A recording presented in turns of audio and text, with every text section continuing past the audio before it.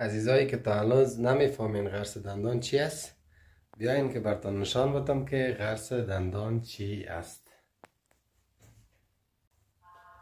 این مدل امپلنت یا قرص دندان است. این امو فکسر یا امو پیچ است که داخل استخوان به این شکل اینجا پیچ میشه.